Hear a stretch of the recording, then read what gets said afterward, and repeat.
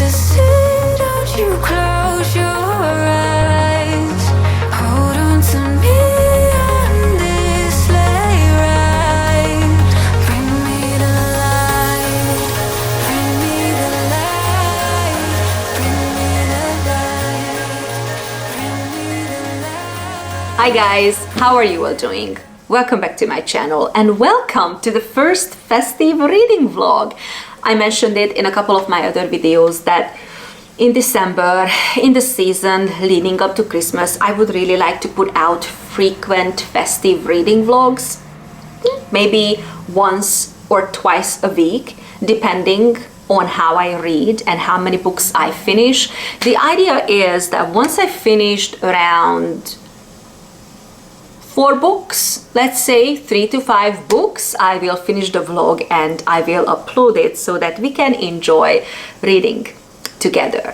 Now, if you are not into Christmas or if you are somebody who doesn't celebrate Christmas, don't worry, I'm not going to read only Christmas books. I think by now you guys know how I read and what a mood reader I am. It is impossible for me to read only about one theme or one genre of books for a prolonged time. It's like burnout and reading slump is guaranteed, okay? So it's not just gonna be about one genre or about Christmas books only. Now, besides being festive, I would really like these vlogs to be wholesome and cozy and just very relaxed in style. I'm not really aiming to upload structured vlogs. These will be more like, you know, the weekly reading vlogs, because to me those are the ones that I really enjoy even watching, because those are the ones that are very authentic to me, at least definitely very authentic considering the way I read and considering what a mood reader I am. And because of that, I think there is a chance that we will end up with a vlog series where one video is basically a continuation of the other one, because oh boy, my vlogs and my videos in general are super lengthy because I like to talk. I don't know, maybe I am in love with my own voice. I don't know what to say. And now, before we get to the bookish part of the video, I really like to show you something, because I got myself something really special. I decided to treat myself and I got myself this beautiful tea advent calendar. I am not new to advent calendars. I buy them for myself because I'm a kid, okay? Each year, but I usually get the chocolate ones because I am a chocolate connoisseur. And I'm not only a chocolate connoisseur, I'm also a tea connoisseur. And there is this company, Adagio, I hope that I am pronouncing it correctly, Adagio Teas. And oh my god, if you like teas, this is a company that you have to try, because the flavors and the different kind of teas that they have, it blows my mind. I have 2 kinds that I always get from them. I always get the honey bush banana nut, which is basically liquid banana bread in a cup form, and also they have another one, cherry marzipan. I am obsessed with these 2 flavors, and to be obsessed with the cherry marzipan, that's a big thing me, because I don't really like almond anything. Like, I don't even drink almond milk because I don't like the taste of almonds. Yet I am obsessed with that tea that basically tastes like almonds. I don't know what to say.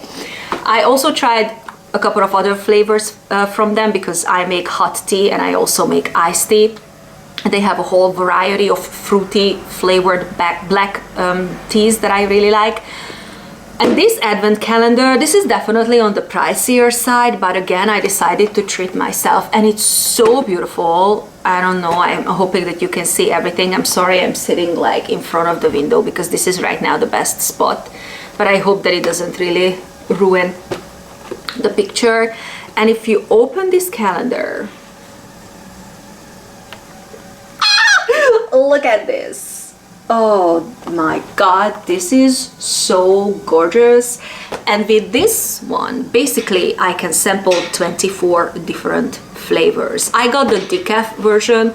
They have other versions as well. I think they have a loose leaf one, and they have like the normal regular one that's not the decaf, but because of the issues with my blood pressure, the decaf version was safe for me. And oh my god, I am so happy. I think that basically this is gonna be my Christmas present for myself this year, because it was really expensive. But if you like tea and if you like to treat yourself, then definitely try out the Adagio teas, because I am telling you, you're not going to regret it. Just try the honey bush banana nut or try the cherry marzipan. You are not going to regret it. I am showing you this tea calendar because this is something that I think you will see in my vlogs quite often. But that's enough of my special calendar and my tea obsession. I'm just gonna put it here. Actually, the whole package and everything is just so beautiful and so festive that it kind of contributes to the decoration. So I just keep it there in the window. But now, let's talk about the books that I am reading, because currently I am in the middle of 2 books, 2 historical romances. And when I say I am in the middle of, I mean that like 80-85%. So I am definitely finishing both of these books today, at least I think so. I don't think why not. I don't think why I couldn't. And these are from 2 authors that I am sampling, because in my other videos, I talked about this so openly that I adore Tessa Dare and I adore Lisa Kleypas. I am really here for the humor, for the banter, for the characters, and for the relationships. But I want to discover a couple of other authors, and I really want to branch out, and in general I really want to support the genre, because historical romance is a genre that I keep thinking about more and more, especially now that I am branching out and I am getting to know other authors and other stories, and it's not just all about Tessa Dare and Lisa Kleypas. And in general I really want to support this genre, and maybe in another video I will share my thoughts about historical romance. The whole genre started out to me as fun, basically, and a true form of escapism, but there is so much more to it. I'm telling you that there is so much more to it. And these 2 books, one of them is The Raven Prince by Elizabeth Hoyt, and then the other one is When Beauty Tamed the Beast by Eloise James. And I know that these ladies are very famous historical romance authors, but again, I am just now sampling their works, and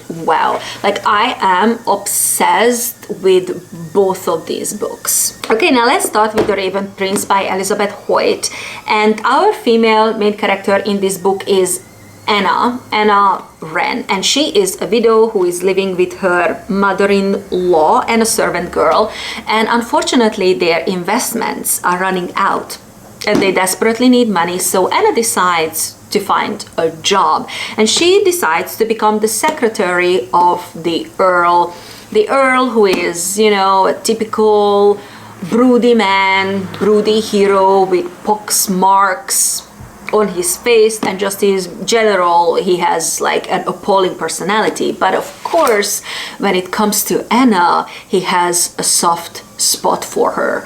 Now, when it comes to the synopsis, this is truly all I want to say. And if you are considering to read this book, don't read the back of the book, don't read the synopsis, because it is going to spoil this and that in the story.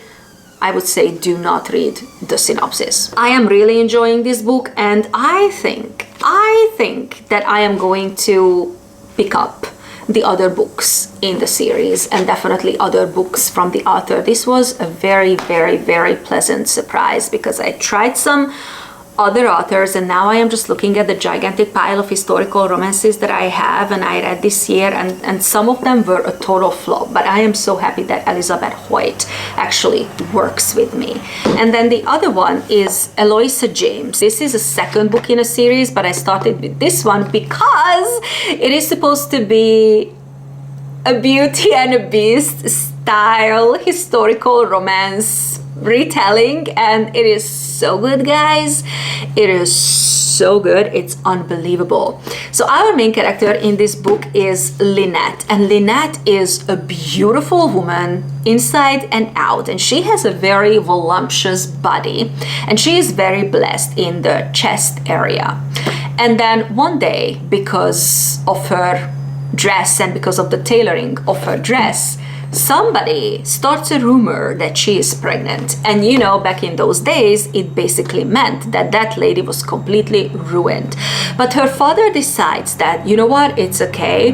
There is an earl in Wales who is actually impotent because he has some kind of physical injury, and because of that he cannot have children. He's going to marry you and he's going to take care of your child. But obviously our main female character, she is not pregnant. So this is, you know, a clear issue. But her father doesn't care. He just ships her off to Wales and he's like, okay, you are now left to your own devices.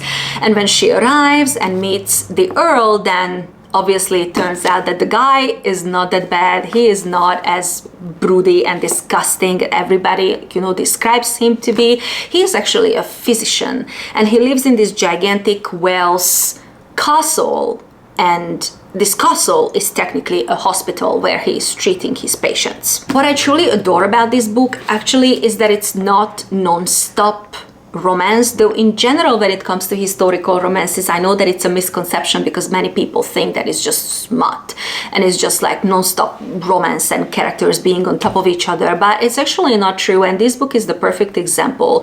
We get such interesting characters and the banter between the characters, that's definitely there. But it's not just about that, because the side characters and the side stories that we get, and also these little bits and pieces of medicine.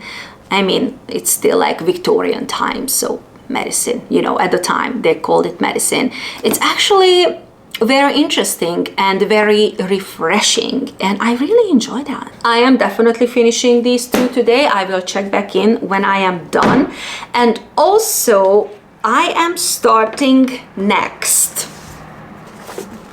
A Wallflower Christmas by Lisa Kleypas, and I know what you guys think. I know what you guys think. Oh my god, oh my god.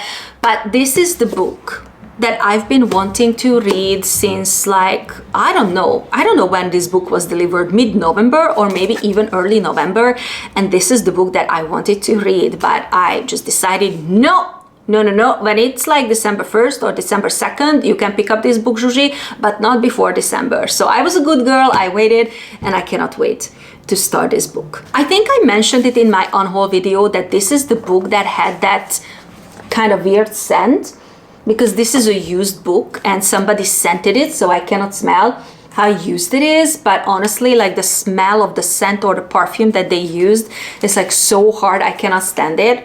And then one of you in that video commented, oh, put this book in a Ziploc bag, and I put it in the freezer. And that's what I did. This book was actually in my freezer for about a week, or maybe a little bit longer than a week, and honestly it helped. I don't know what's the science behind it. Why would the freezer and the -20 temperature help the scent of the book? Like, it's not completely gone, but it is definitely not that overpowering, and there is a chance that I will be able to read this book physically, because oh my god guys, that perfume was so strong, it was driving me nuts, and I'm like, I don't have the audiobook, I have to read it physically, so come on, I cannot, like, you know, not read the book, not hold the book. So thank you so much for your comment, and thank you so much for the solution. I will have to look it up, because as a scientist it actually bugs me that I don't understand the science behind it. And when I am done with these 3 little historical romances, the next book that I pick up for sure will be The Wedding Witch by Erin Sterling. I cannot wait to read this book, because in this entire series, because this is a 3rd one in a trilogy, in this entire series, the guy, Bowen, is my favorite.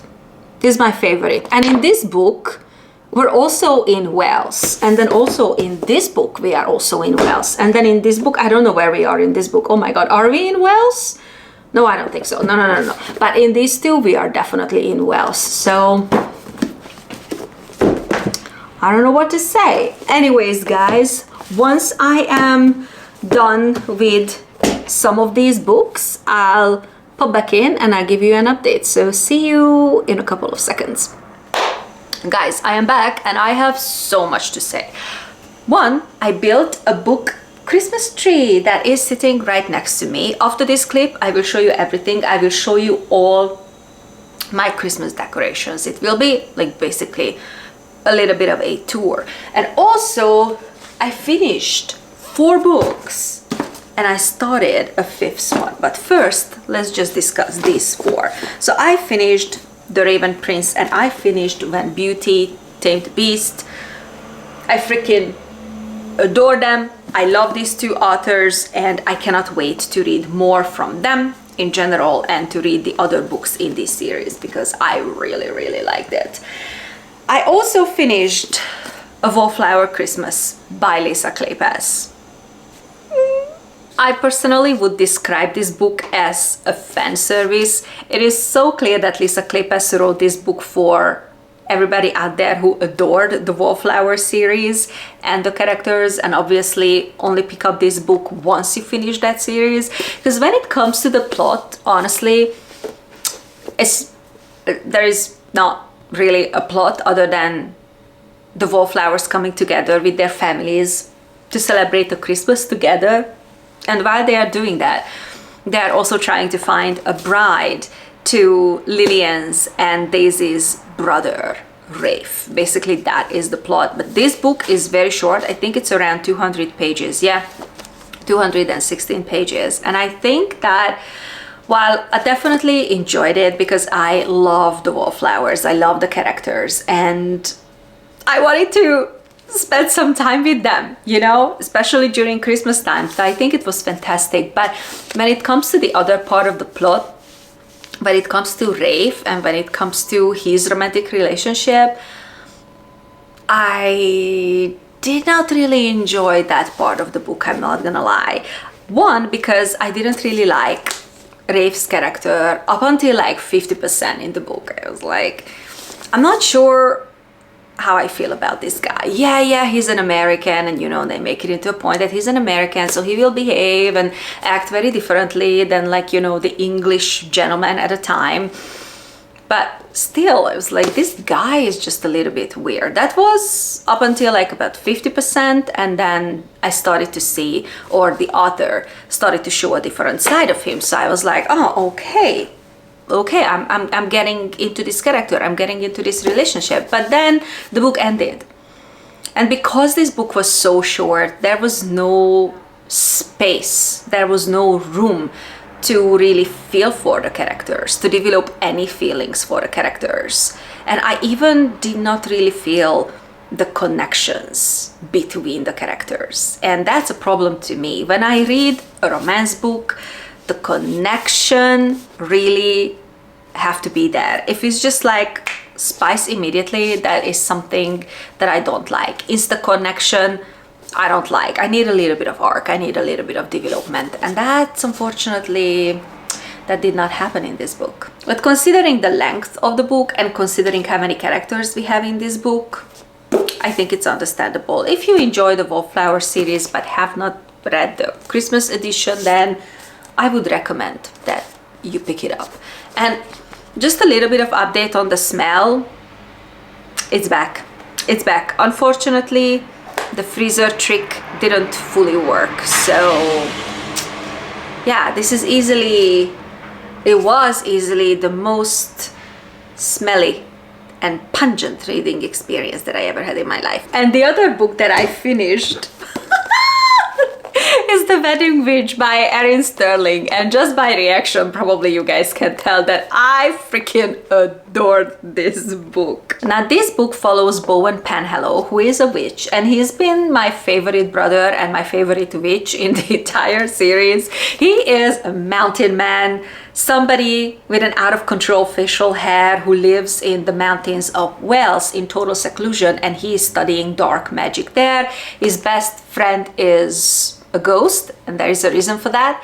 And his best friend, this ghost guy, asks him, Bowen, to go to the wedding of his ex-fiancée, the ghost's ex-fiancée.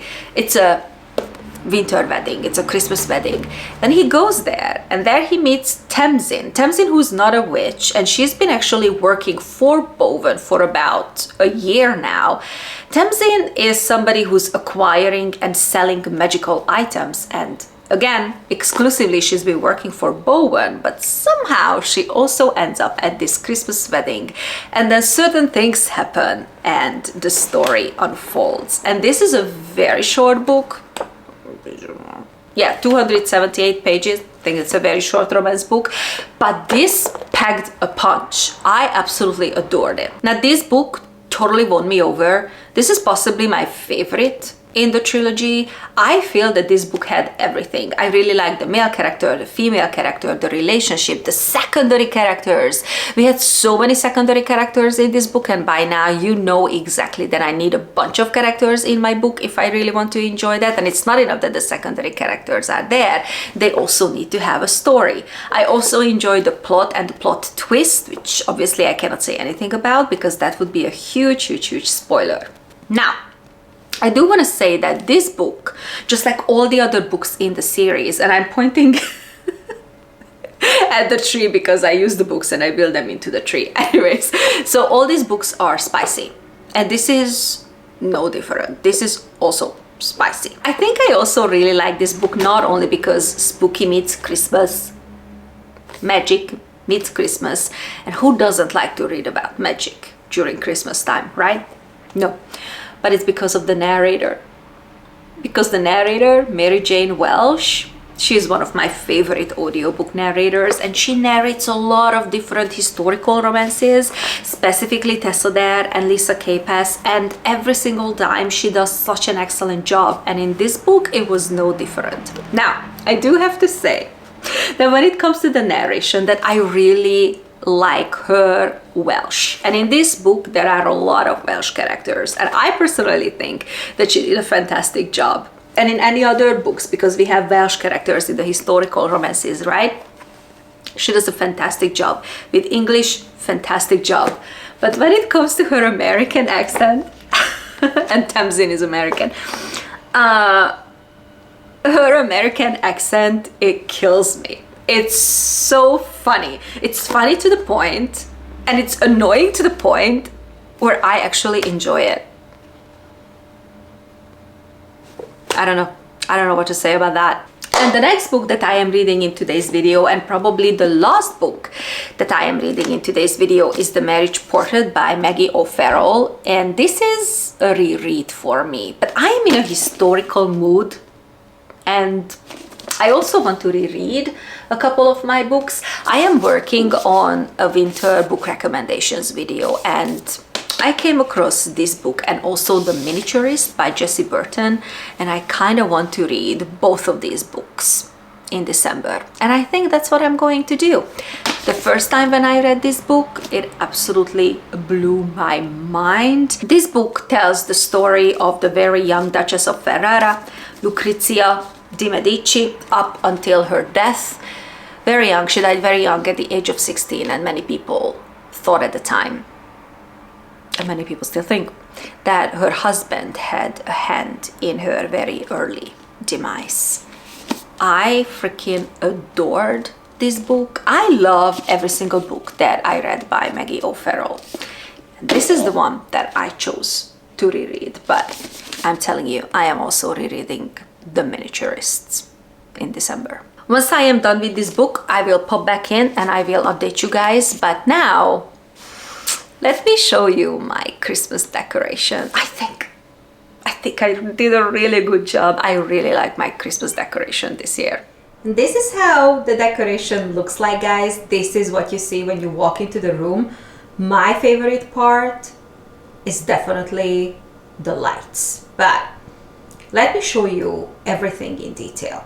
Possibly my favorite part is the fireplace. This is a mock fireplace, and what I did here, I always buy these Christmas flowers or Christmas plants. I have like 3 in the house, and then I have my little hand crocheted and knitted blankets and some book covers and some old books there, and the logs and the fairy lights. Oh, it looks so good when it is at night and there's nothing on, just these lights. Oh my god, it makes everything so cozy and festive, and I love it. I will keep these lights on probably till like March. And then I also put some fairy lights onto the fireplace itself, this one and that one, and to basically wire the entire fireplace with the lights. Guys, I think it took like 3 hours or something like that. Oh my god. What else is on the fireplace? Oh yeah, this little gnome thingy. This is something that was made for me by my mom because she is obsessed with these Christmas gnomes. I think that it's a Swedish Christmas tradition, but I'm actually not sure. A couple of years ago, these gnomes really came into the picture and started selling like crazy, and she's obsessed with them, so she made me one and I love it. And I also have these pine cones. These are from pine trees that grow in our backyard at my hometown, or in my hometown. And I have another one here on the top of my books. And there you go, guys. Probably the centerpiece in my living room, my book Christmas tree. Now let me show you this Christmas tree in more detail. I actually am making a separate video about how I made this Christmas tree. Probably that's gonna be the next video that I upload after this one. Oh, it's just so cute. I'm so proud of my little art here in the middle of the living room. And of course, I used proper Christmas tree decorations here. And you guys know that I don't really like clutter, so every single time when I decorate my room, the decorations always have to mean something to me. And I don't know, 80-90% of my decorations are actually made by my mom. Like for example, this cute gingerbread man. So cute. This little thing, this I got for my first Christmas in Boston. Of course it had to be a squirrel. The nutcracker is from Sydney. That is also from Sydney. I adore it. And then we have other decorations here. This bird thingy is from Sydney. The angel that is made by my mom. We have another crocheted gingerbread man there. The snowflake crocheted by my mom. This thing here, this is something that I got in Boston in 2016 when I visited Boston in 2016. I was not living here at the time. The snowman, the angel, all crocheted by my mom. I am so happy with how this Christmas tree basically ended up looking. I'm loving it. I'm loving it. And I did it. I built this thing. And of course, I had to put some fairy lights onto the bookshelf. I think it looks so good. And just because it's Christmas, I have another gingerbread man on the bookshelf. And of course, this thing, but it's always here. Also, can I just show you guys my advent calendar? This is also something that my mom made for me. Again, it's like cross-stitching. I'm not sure whether you guys can tell or not. And usually what I do is just to stuff these little pockets with Kinder, because I am a kid, and 24 days of Kinder, multiple Kinders, because these pockets are actually really big. That's what I like. But this year I got the tea calendar, and this year I am really trying to cut the carbs. So yeah, I just wanted to show it to you. It's empty, but nonetheless, it is beautiful. All right, this is now 2 days later. Yeah, I had to think about that for a second. But this is now 2 days later, and I am checking in because I finished The Marriage Portrait by Maggie O'Farrell. I was able to finish it in 2 days because this time I actually decided to listen to the audiobook. And oh my god, what an experience this was. It doesn't matter whether I read this book physically or I am listening to it on the audiobook. I can honestly recommend both. And you know, because this was a reread, I'm sure that I'm not the only one feeling this way, but every time when you reread the book, because you know the story, because you know the plot, I mean, like, I remembered most of it, but not the details. When you reread, you can find those details and you can really go into it. And this time, listening to this book, I was so immersed in the world, and the whole experience just gave me a whole new appreciation of Maggie O'Farrell's writing and her words, because the way this woman paints a picture, no pun intended, but well, I definitely need to read the backlist of this woman, and now I am kind of considering to also read Hamnet in December, because I am just so obsessed with everything that this lady creates, and everybody says online that this book is nothing compared to Hamnet, so I better buckle up when I read that book. Again, just to tell you a little bit about the plot, this book retells the story and the life of Lucrezia di Medici, who was 13 years old at a time when her family decided that she needs to marry the Duke of Ferrara, Alfonso II at the time, who was significantly older than she was, because she was 13 years old, but her sister died. And she needed to replace her sister, basically, because her father was obsessed with uniting the House of Tuscany, Lucrezia is from, and the House of Ferrara, because they were two insanely powerful families. So that's what happened. And she, in 3 days, at the age of 16, she dies. And many people thought, including her family, that she did not die because of sickness, but basically her husband got rid of her because she was not able to produce an heir for one reason or another. The book actually goes into details, and it was refreshing to me to see, because, you know, back in those days when women died and daughters to their fathers, I'm not saying that they were not important, but they were very much seen as pawns on a chessboard, you know. But her family actually stood up for her, partly because of love, but also partly because, again, she was a member of a House of Tuscany, very famous Italian noble house. So, you know, you don't just go around killing off the members of that house. And the book is titled The Marriage Portrait because before she died, her husband Alfonso ordered an artist to paint her portrait that is entitled The Lost Duchess. I always have to prepare myself when I read stories like this, because these were real people in history, and we know exactly, like reading the book, what happened to them, or what is happening to them, what is going to happen to them, right? That they're going to die and how they're going to die. And reading these books, I always feel like such a helpless leader, because I just want to get into the book and be like, oh, Lucrezia, you know, but you cannot do that. But I think that Maggie O'Farrell did such a fantastic job basically filling up the gaps in history with the drama and the way she imagined the story unfolded, and I found it very interesting. Even though, again, all along the way I knew what was going to happen, I couldn't put this book down. Finished it in like 2 days. That's how insanely fantastic it is.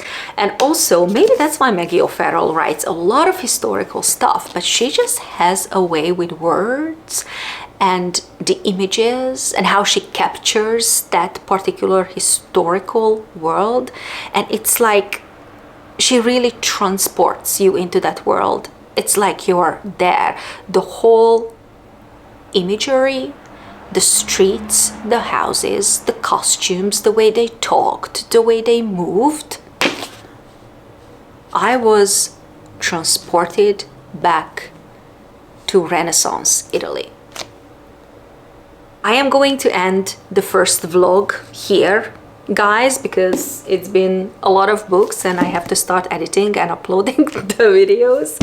Do your thing, hit share, like and subscribe to my channel if you haven't already done so. You are welcome here, and I'll see you soon in another bookmas video. Bye!